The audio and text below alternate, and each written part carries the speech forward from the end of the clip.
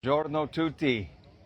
Good morning, everyone. From Venice, Italy. I'm here in Castello, one of my favorite parts. And this is part 3 of why I came to Italy. So here we are. But let me show you my view here. First of all, it's a gorgeous morning here. This is Via Garibaldi. That's a gorgeous yacht. There's Venice and San Marco. That's San Giorgio, beautiful lagoon, and some more yachts. They line up here. And I am doing my morning shop. I'm going to get my dry cleaning and go to the gym. And I have my little cart here that I take everywhere to do my shopping. It's a little windy. I'm going to lay it down. Firstly, I'd like to thank everyone for your listening to my story and your beautiful comments and all the love you're sending me. So much love, so much interest in it. And I'm enormously grateful for this beautiful community we've built together. And I'm so honored to be part of it with you every day. So let's get to it. In 1998, as I ended my last story, I moved back home from Italy. And the reason was I learned so many things. I had so much knowledge of all the regions. And I wanted to take that to the States. I wanted to express myself and all the beauty and the regionality of what Italian food really is, and do a concept. And my dream was to open a restaurant of my own, but here's the catch. I had no idea what to do, how I was going to do it, what I was doing.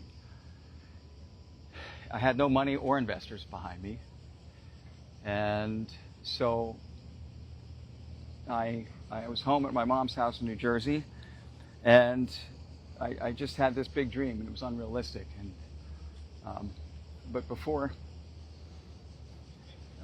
the disbelief set in, or I had an opportunity. So 2 days after I moved home, I got a call from a friend, a woman who I met in Italy. She had a public relations firm in New York City. We met on a food tour in Italy and became good friends for a number of years. She called me and said, there's a man named Steve Wynn. He's does concepts in Las Vegas. He's a casino operator.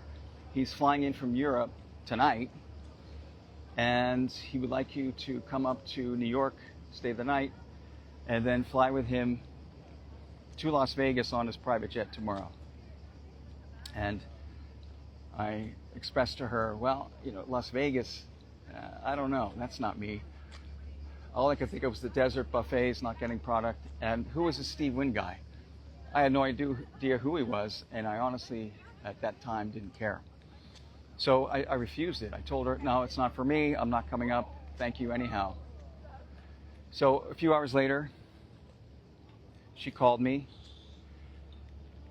and encouraged me to take the opportunity.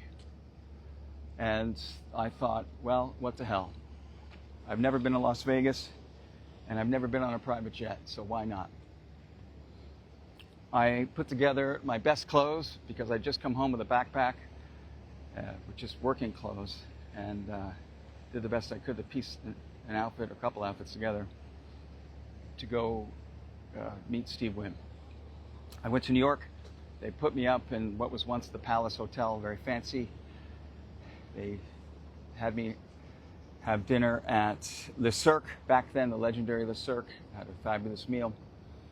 And the next day, they had a car take me to Newark Airport to meet to Steve Wynn's jet. So fancy limo pulls up. They take me to the private plane area. I go there. I wait, and Steve Wynn's fashionably late, couple hours.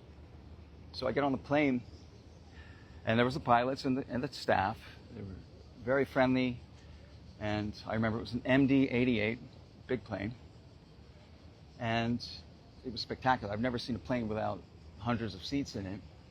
There was a few swivel chairs. The windows were lined in gold, and there was a gorgeous bathroom and a bedroom and multiple rooms in the plane. So I sat in this big leather white and gold swivel chair waiting for Mr. Wynn to arrive. Once he did, he came on the plane, and I had no idea what he looked like.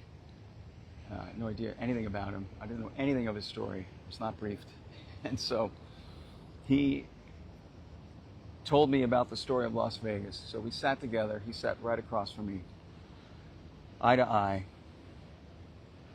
And for 5 hours, he told me the history of Las Vegas, his history, and that how he opened the Mirage in 1989, and that now this was the opening of the Bellagio was in a few months. So it was summer, and the Bellagio was opening in about 3 months.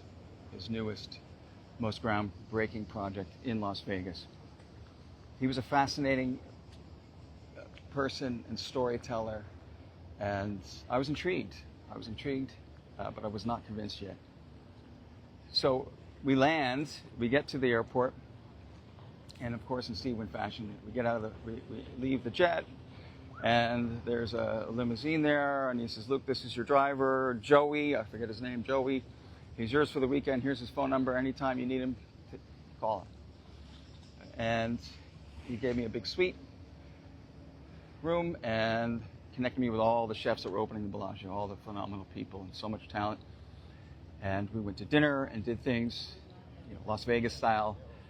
Those are other stories that I'll tell, or maybe not, in the future. And that started my journey in Las Vegas. And there I met with Todd English and started working with him, Chef Todd English. Great chef, old friend.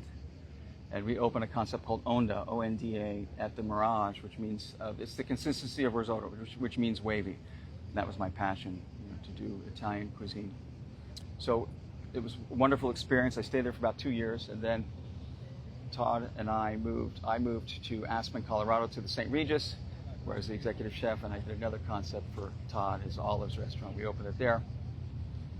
And then I received a second life-changing phone call from a friend or the staff of a man named Bob Bogner, who ran Boyd Gaming Company, and he was the president, CEO, and visionary for the Borgata Casino Hotel in Atlantic City. They had asked me if Bob flew in the next day or two, if I would cook for him, do a tasting, and he was interested in meeting me. I had no idea how he knew about me or how he found out about me or anything, but he came, and I cooked dinner for him. We had a good conversation, and I guess he liked it because we met a couple of weeks later in Denver for dinner, and he asked me if I would be interested in opening a restaurant at the Borgata Casino, which was a game-changing casino in Atlantic City. Changed the whole landscape there, and still does, still redefines it. One restaurant turned into 3 over time. I moved to Atlantic City before the Borgata was built. I worked with Bob on the development of the concept, the food and beverage concepts, the 3 concepts that were mine. And I had an Italian street food concept, a trattoria, beautiful wine cellar, and a fine dining Italian restaurant as well, all attached, all one kitchen. And it was a great experience. The beauty of it is that Bob and I are still friends 25 years later. He's one of my dearest friends in the world, and it's just one of the great relationships that I'm lucky to have as a result of my journeys here. So, looking back, it was an amazing journey, and how 2 unexpected phone calls could alter my life and take me to places I never thought I would be. And that's just the beauty and the mystery of life, isn't it? So I spent the next 15 years opening restaurants. I traveled, I consulted, I was building businesses, I was traveling the country, all over Europe, and creating opportunities I never imagined. Just a few years back in Italy, as a young cook with my backpack and my knives. It was a tremendous experience. But life is not a straight line. And eventually it caught up with me. I'll tell you about that tomorrow in part 4 of my story. I thank you all for being here. Love and blessings to you all. And I will see you tomorrow.